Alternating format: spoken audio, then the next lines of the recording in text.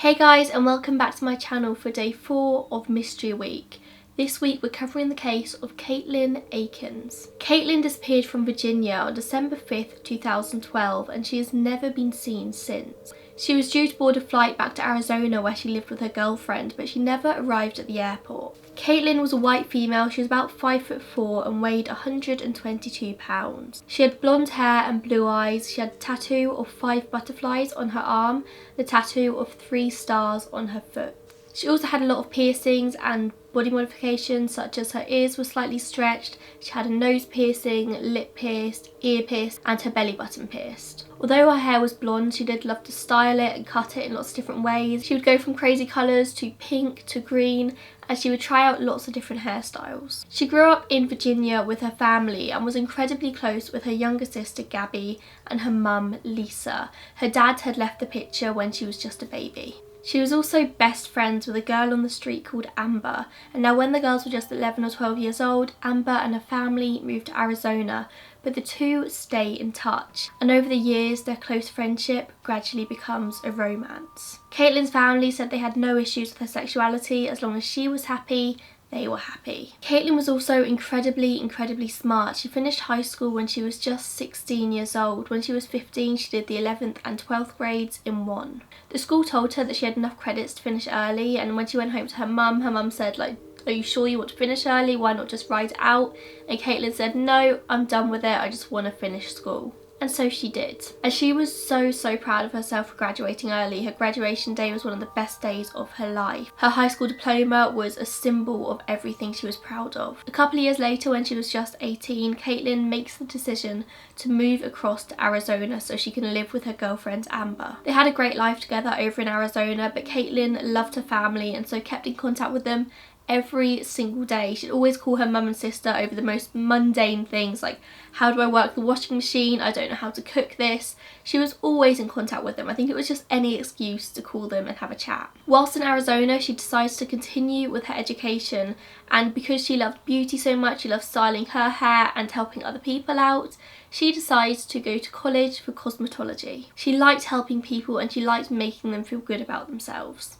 After she spent a few months in Arizona, Katelin decides to travel back home for a few days. She needs to pick up a high school diploma so she can finish enrolling in college, but also her younger sister Gabby has just had a baby boy called Landon, and Katelin really wants to meet her new nephew. He was about 2 weeks old when she goes there and she was just in love with him. She was so excited to be an auntie. So she spends a few days with her family. She seemed absolutely fine. She's really happy to be back. She's in love with her new nephew. She's happy to see her mum and her sister. And then on the Friday night, she decides to go and see some old friends from high school. These two friends were now a couple, a male and a female. Of course, they have a few drinks and the three of them are partying in the couple's house until the early hours of Saturday morning. Then on Saturday morning, they go for a dog walk in the morning, and then Katelin's friends drop her back at her mum's house. And this was Saturday the 5th of December, the day that Katelin is leaving to fly back home to Arizona. She was starting her new college course on Monday. She says goodbye to her sister and her nephew, and everyone said that she seemed just very happy. She didn't seem off at all. She was her usual self. And she remembered to pick up her diploma as well. She kept saying to her mum the entire visit, like, "Do not let me forget the diploma, I can't forget it." And she did, she remembered to take it. Now Katelin's flight was due to leave from Ronald Reagan Washington International Airport at 5:40 p.m. that night.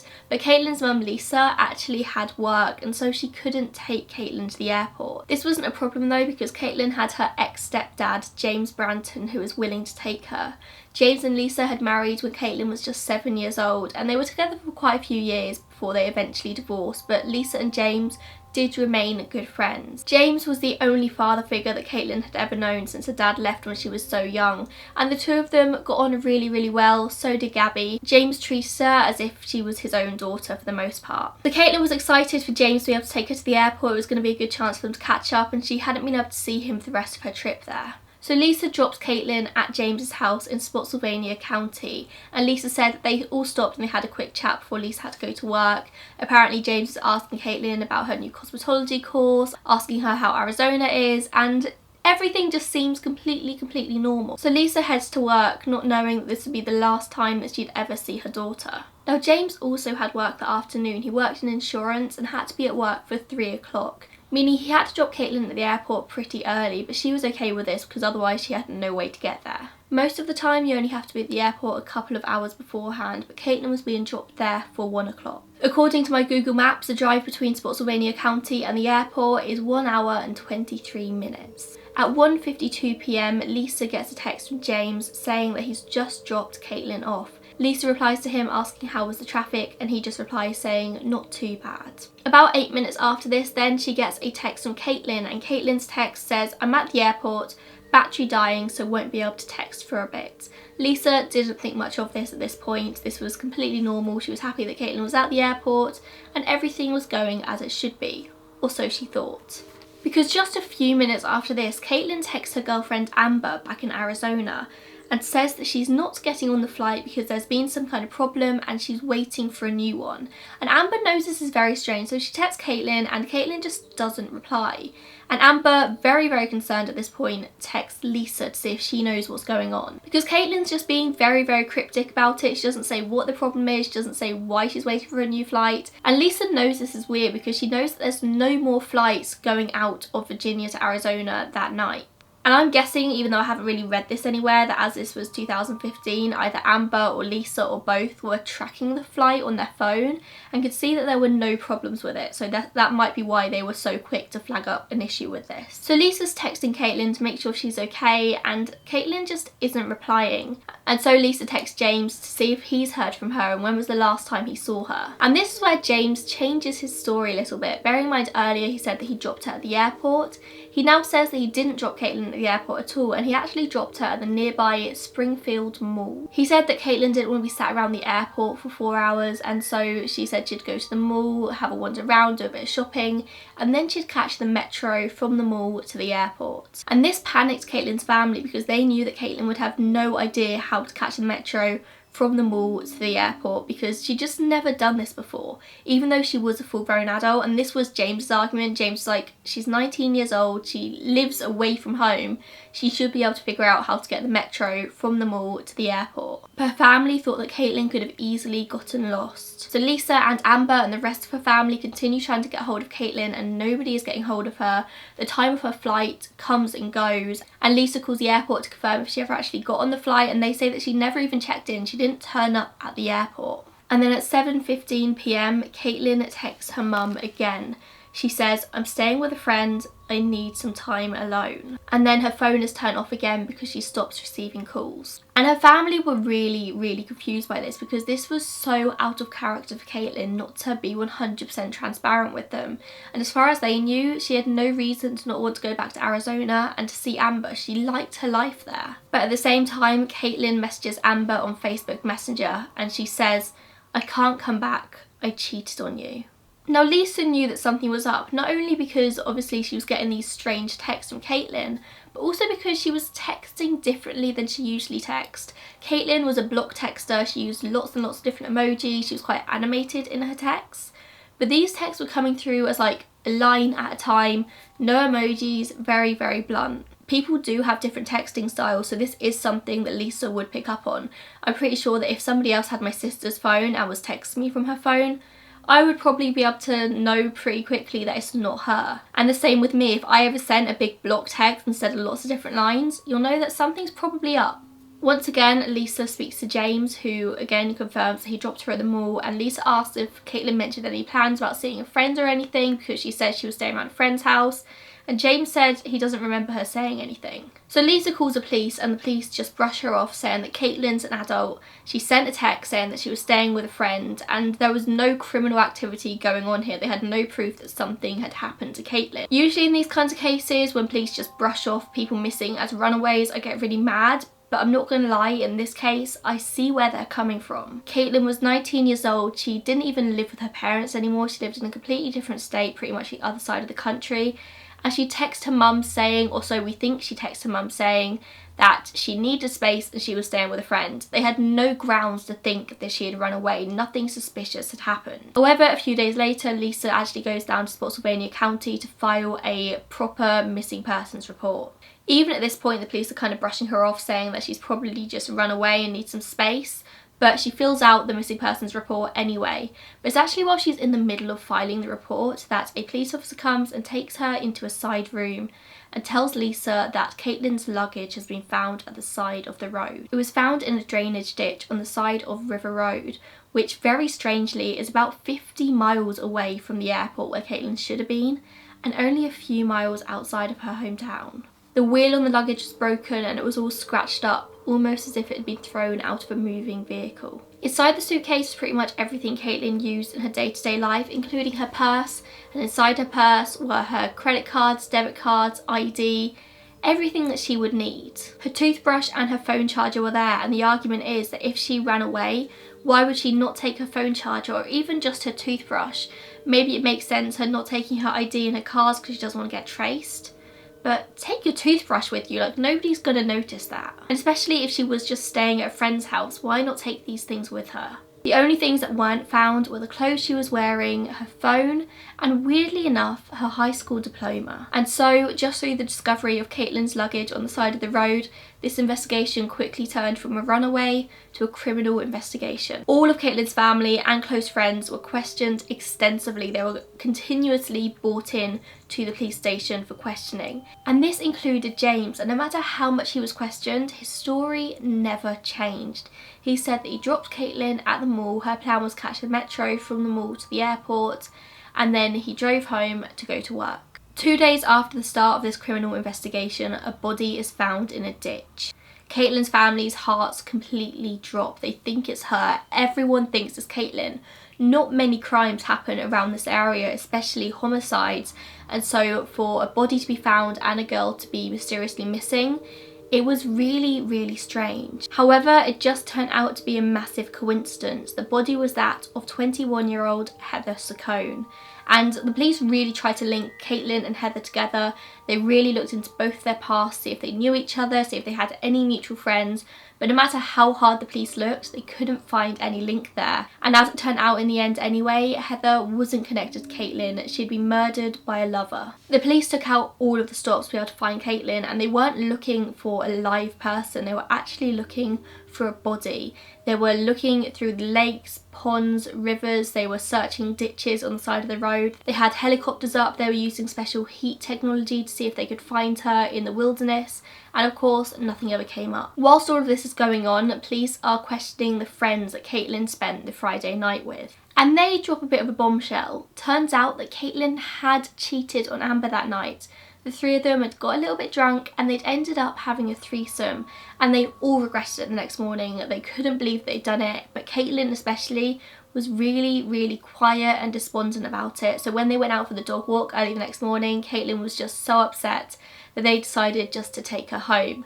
And the police have said there's nothing suspicious about this couple. They were totally open from the very beginning. They didn't try to hide anything, and therefore they were never ever suspects. But strangely, her family said when she arrived at home, she was completely fine. She showed no sign of being upset or anything. She was just her usual happy self. So due to this, the police decide to have a look on Katelyn's Facebook Messenger, and they find another message that she sent on Facebook to a different friend. I don't know who this friend was, in the early hours of Saturday morning, and it said, "I don't want to be here and I don't want to be there," presumably meaning she doesn't want to be here in Virginia and she doesn't want to be there in Arizona. Suddenly, once again, it seems possible that Katelyn has just run away. But the police are looking into all of Katelyn's friends back in Virginia. They even do like stakeouts of all the places Katelyn liked to hang out and all of her friends' house, hoping to catch her, but they never find anything. They never see her anywhere.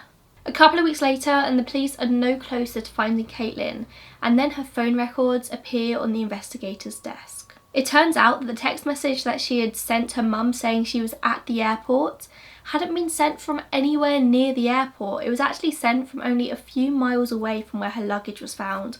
I'll put a diagram up on the screen now. It was actually sent in her hometown. Even though at this point, just a few minutes beforehand, James had also said that he dropped her at the airport. So unless she can teleport and suddenly appear 60 miles away, there's no way that when she sent this text she was at the airport, and James hadn't dropped her there either. So at this point, James is looking very, very fishy, but he is being super cooperative with the police. Everything they want from him, he is doing. He's answering all questions. His story isn't changing at any point at all.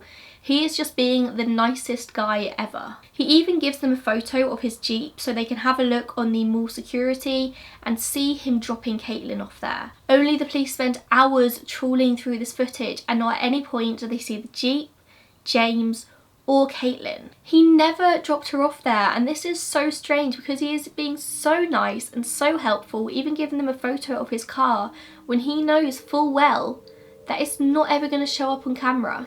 Just to double check as well, the police do check the CCTV footage for the metro and for the airport, but as you can probably guess, Kaitlyn is never on any of it. It's very strange that he's being super cooperative, but he's clearly lying. And the police say that they actually want to rule him out because they think there's no way that this really nice guy can be a suspect. So they just want to do a polygraph test, just to make sure that it's not him and they can completely rule him out of the investigation. And James, of course, agrees to this, so they book it in for a few days after Christmas on the 29th of December. However, just after Christmas, James calls the police and says that he has spoken to a lawyer and he's not willing to do the polygraph test. He's been super helpful up to that point, but that is it. He's being looked at as a suspect now and he doesn't like it. And the investigator actually turns around and says, like, we're not looking at you as a suspect. You are not a suspect in this. At which point James actually hangs up the phone. And of course, from this point onwards, he kind of does become a suspect. Lisa is baffled about why James isn't helping, because not for 1 second does it cross her mind at this point that he is actually guilty of anything. So she basically says to him, like, this is your stepdaughter, you basically raised her, why do you not want to help find her?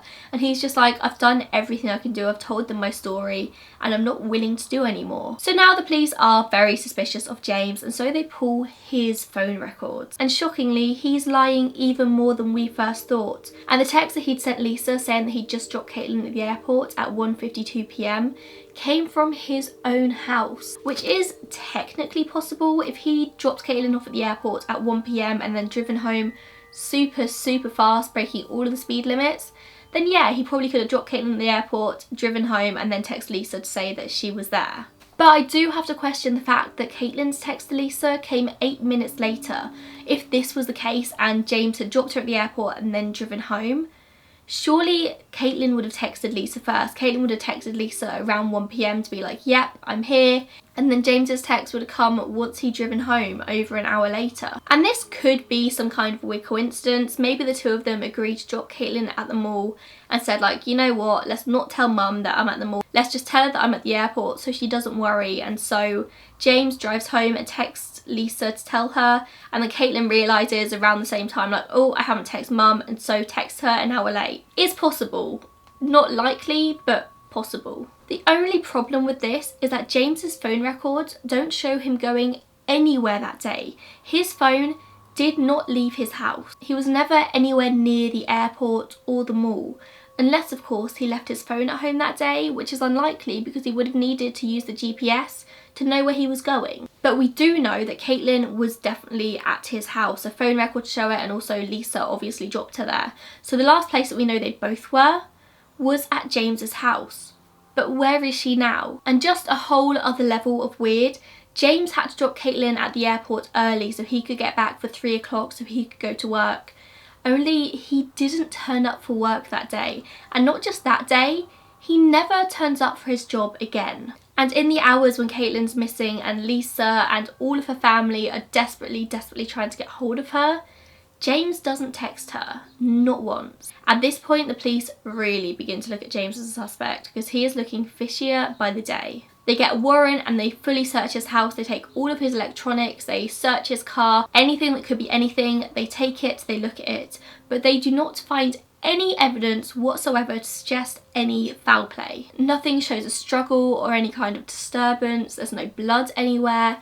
He is completely clear. And that is where the case ends. That is all of the information that we have up to this point. Kaitlyn has still never been found either dead or alive.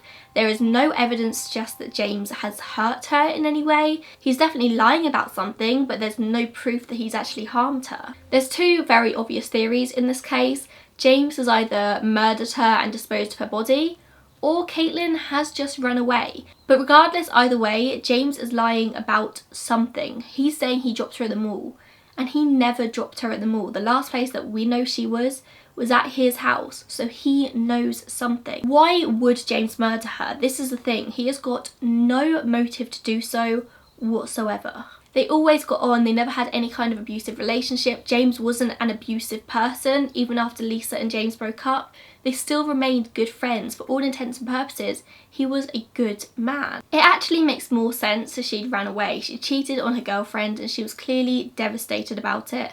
And she also sent the message to her mum saying she was staying with a friend, she needed space, as well as sending that message to her friend saying she doesn't want to be here and she doesn't want to be there. But her family insists that this isn't like her. She was a family person. She loved her family. She wanted to be around them all the time. And there is no way that she would just drop and move on. Plus, if she'd ran away, why would she not take her purse with her, her phone charger, even her toothbrush, a change of clothes? Why would she not take any of this with her? I think 20, maybe even 10 years ago, the thought of somebody just running away and starting a new life was probably quite possible. But now, in the age of social media and constant surveillance, I find it really hard to believe that it's possible for somebody just to up and start a new life just because they want to. Especially a teenage girl, she would be on social media. But let's say Kaitlyn was devastated, she cheated and decided that she just wanted to start a new life. How is this any easier than just going back to Arizona, owning up to your mistake, saying, yep, I did this, I feel awful about it, and dealing with the consequences from there? Like, that is a whole new meaning of running away from your problems. For me, there are two major anomalies here. These are the text messages that were coming from Kaitlyn's phone and the luggage. Let's start by talking about the text messages. Lisa has said that she's pretty sure that the texts that were coming from Kaitlyn's phone weren't being sent by Kaitlyn. It was a completely different style than how she usually texts. So this begs the question, who was sending texts from her phone? Most likely, James. But whoever was sending messages from her phone knew that she cheated on her girlfriend that previous night. And I'm pretty sure that if Kaitlyn was as devastated about it as she seemed to be, that she wouldn't just go round her ex-stepdad's house and tell him that she cheated on her girlfriend. They got on really well, he'd basically raised her, but I still don't think that is something that she would openly tell him because she was so embarrassed about it. So this just doesn't make sense to me. Maybe Lisa is mistaken and maybe it is Kaitlyn the entire time. This fact just doesn't make sense to me. I do not believe that Kaitlyn would have told James about what had gone on the previous night, and even if she had told him, would he really get angry enough about it that he would potentially murder her and then text Amber to tell her? I don't think so. And then there's the luggage. Now, investigators are pretty certain, and have been since day one, that this luggage was thrown out of a moving vehicle. It was scratched up, the wheel was broken, and it was just not in good condition. The position in which it was found in a ditch also showed that it was most likely thrown and not placed there. But why would it have been thrown out of a moving vehicle? If Kaitlyn was running away, why not just take her luggage with her? She doesn't need to throw it on the side of the road. If her plan really was to just disappear and start a new life, why not take her luggage with her? It doesn't make sense just to dispose of it all on the side of the road. Unless, of course, she wants it to look like foul play, but why would she be that cruel to her family? I don't think she would be. She doesn't strike me as that kind of person. But you've also got to bear in mind that if this was thrown from a moving vehicle, then this would require 2 people to do so, because there is no way that a driver could do it whilst continuing to drive down the road. So whoever did this was a passenger in the car. So maybe James was driving and Kaitlyn threw it out, but again, why would she do it? It doesn't make any sense. But if James is the one who did this, meaning that he's either the one who was driving or the one who threw the luggage out, he must have had some kind of accomplice. So there is somebody else out there who knows what happened to Kaitlyn. A theory which I read about a lot is that Kaitlyn actually asked for James's help in running away. And so she has run away and James knows this. But really, how far would he be willing to lie for her? He is looking at being a suspect in a possible murder investigation here. Would he be willing to go to jail to cover up the fact that she's run away? I really don't think so. He could be arrested for anything. He is the main and only suspect in her disappearance. And then of course there's theory that James isn't involved at all, but without a doubt he is lying about something. He didn't drop Kaitlyn at the airport. Maybe Kaitlyn did just run away from his house. He goes into the kitchen to make a cup of coffee, comes out and Kaitlyn's gone or her stuff is gone. Why not just say this? That is the only way I can think of that James could be completely innocent here and somebody else could be responsible for Kaitlyn's disappearance. Doesn't really add up though. But yeah, those are the two major anomalies in this case for me, the text messages and the luggage. It just doesn't make sense, any of it. James is lying about something, whether he's lying about harming her or he's keeping a secret for her, or I don't know. It's just crazy to think there is one person out there who you know knows an answer to something, but he's just not speaking. I don't know if he's guilty. I don't know if he harmed Kaitlyn, but I know he knows something. As always, let me know all of your thoughts and theories in the comments down below. Tune in tomorrow at 4:30 for the last of our mystery week, and I will see you then, I suppose. Bye guys.